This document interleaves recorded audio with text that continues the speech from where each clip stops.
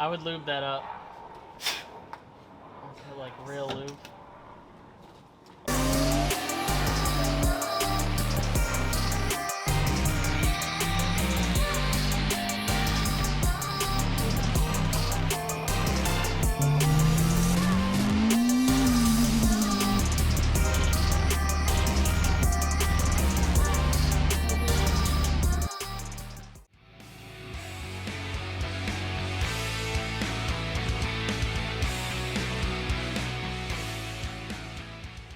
All right, guys, so me and Dylan just rolled up to our buddy Aunt Perrin's house, and we built this car a little while back before we started this channel, so you guys haven't seen it yet, but you're definitely gonna get full detail on it today.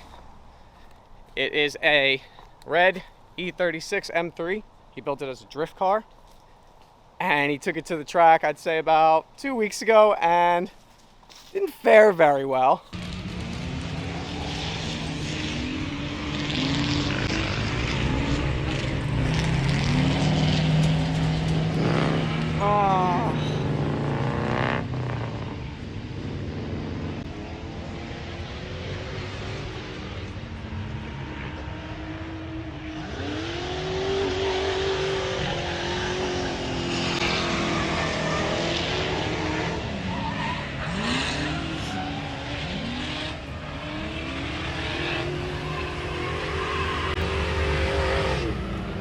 So, yeah, obviously something went wrong. We weren't really sure yet, but all he knows is he got out of the car and both wheels were just out. So, he got it over to his garage here at home. He took it apart, wanted to check everything out, see what was going on, make sure he didn't break anything important. And this is what he found. So I'm going to introduce you guys to Ant. Here he is. What's going on? So, found your problem right here. eBay angle kits, they don't like abuse. Yeah, they don't fare very well, do they? No, both of them snap mid-drift. So what are we doing here today, dude? I'm gonna try to do it right this time.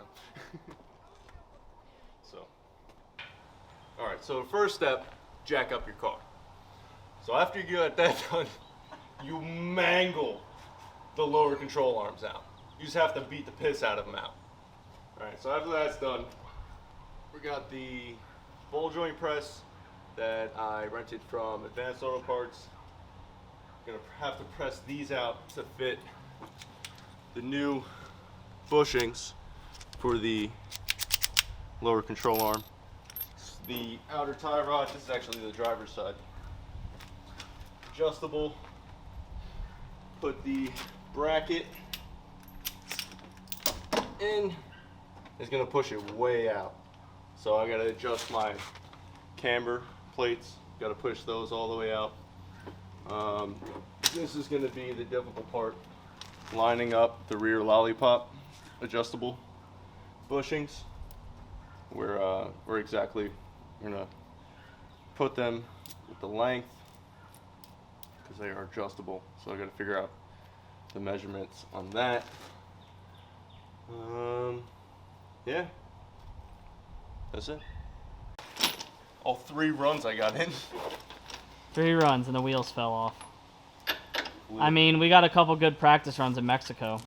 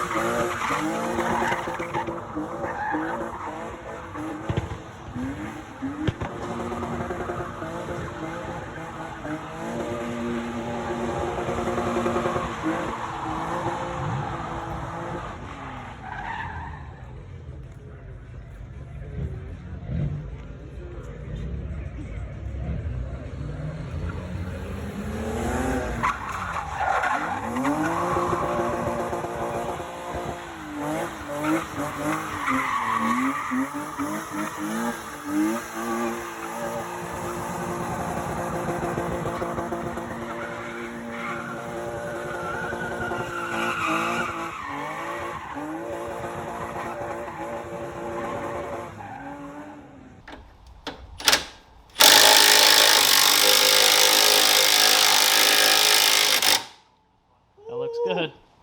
I mean, that ball joint's mangled now, but it's out. This is not really the preferred method, but we gotta do what we gotta do.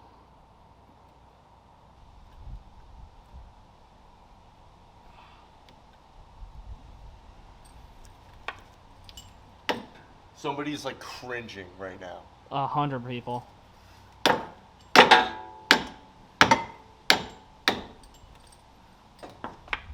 That's not how you're supposed to do it. Well, that's how we're Probably doing not. it. That's how we're doing it. These probably aren't gonna fit. Make it fit.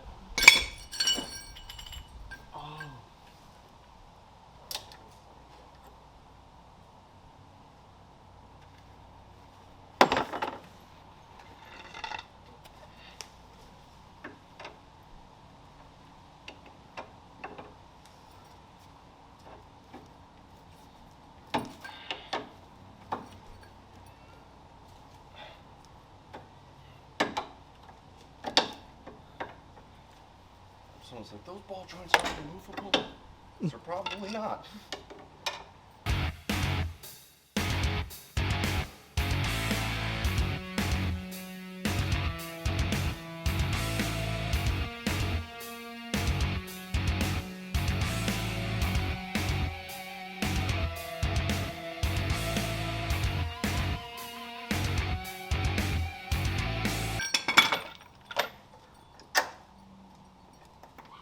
Step 2, remove your socket. I don't think these are removable ball joints. Probably not. That's a thing, right? Non-serviceable ball joints, yeah. Yeah.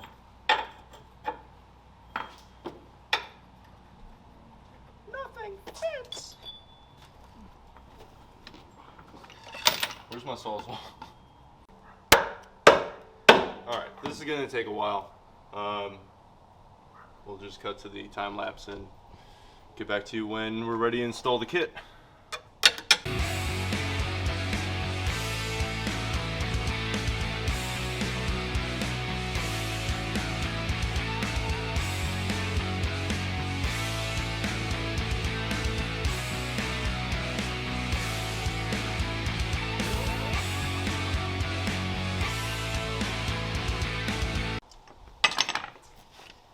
Alright, so we seem to be making some headway over here. All you gotta do is, what do you gotta do? You gotta heat it, press it, Twist it. twist it, drill it, Hit it. and fucking mangle it! Prying and bending and hitting and heating. We got it out. It wasn't pretty.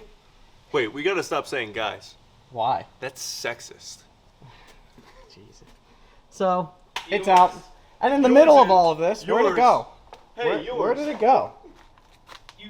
Hey, Utes. Did you kind of just smack it? Oh, there it is. Oh, what?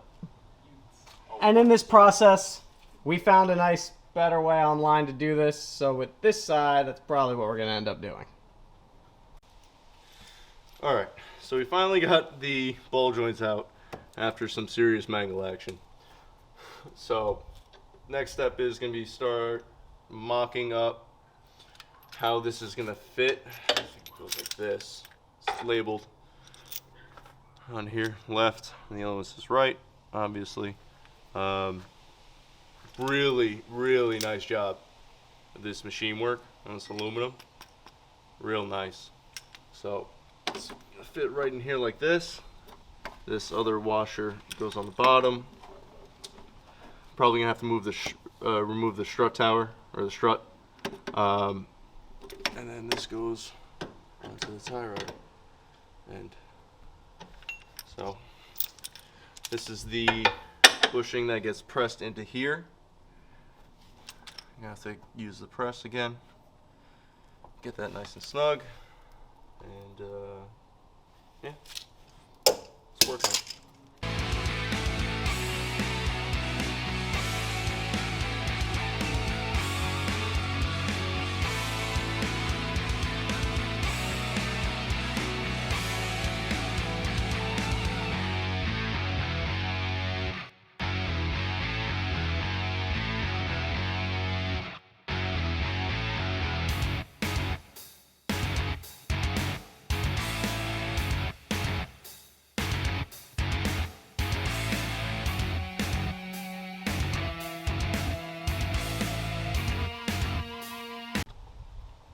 All right, so in order to make that fit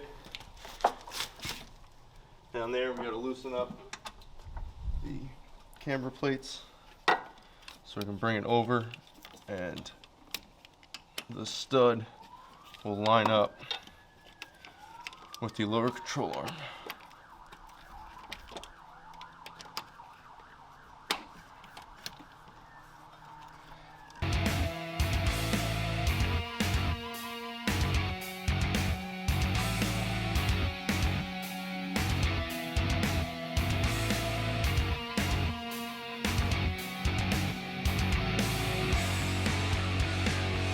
So, figured out, I think we figured out, it has to go on the bottom first, because then you can flex this Heim joint, Heim joint. Heim-like joint. Fancy word. Put it on an angle. Watch your nuts.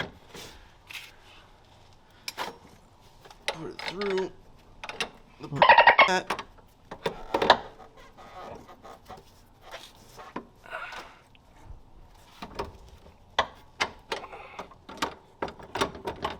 Oh yeah.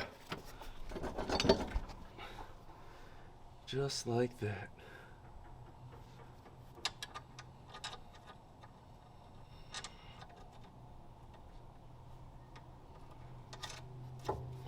Nice. First thread, the lock nut. Yeah. It also helps if you remove your lollipop back here. So now we got to do that to get the adjustable one on, which is somewhere around here. Gotta find it. Where'd it go? Not sitting on it. But we'll work on that later. Gonna have to get the lock nut for this side. Put the adjuster on. Tighten everything up.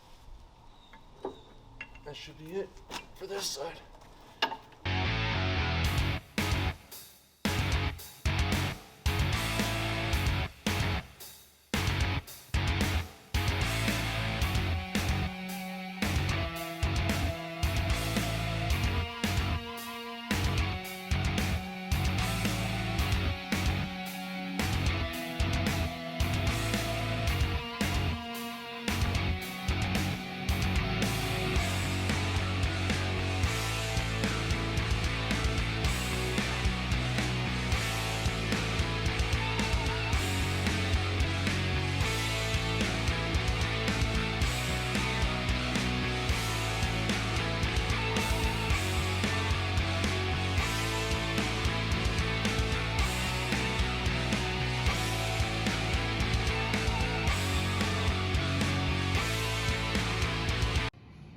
Alright, so I thought this would be a good place to stop and show you a little bit about this joint right here. It's adjustable. I think they call it Ackerman adjustment. So basically it's got these two holes in the bracket up here, and these go in them. From the factory when they shipped them here, they were in the innermost two, the two inside. So I'm gonna leave them there. Also, they put Loctite on here, so I'm gonna re-Loctite that. Throw it all together. I don't know how I'm gonna adjust the rear lollipop. I gotta do some research and figure out the measurements or how far in or far out they should be back there. But I'm gonna snug everything up and make sure that the rotor clears the lower control arm enough.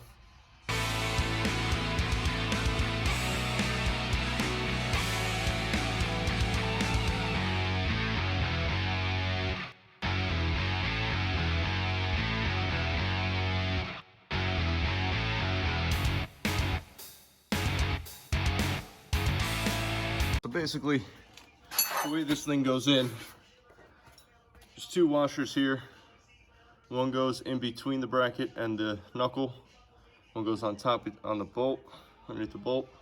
That's because this has an offset for in here. It's got a little step down right here. You can see that. So that makes it level all the way across. And yeah, we're gonna adjust the alignment, major adjustment on the alignment. This side done over here. So.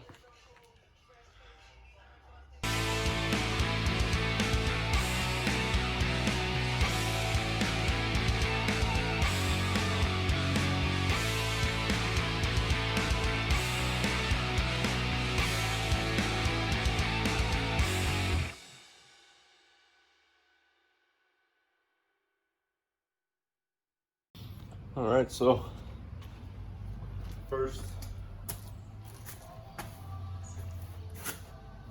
turns left, right, left.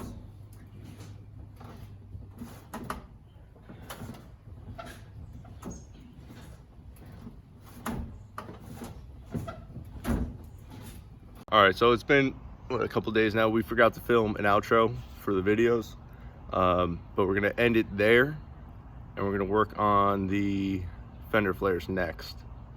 So stay tuned for the next video.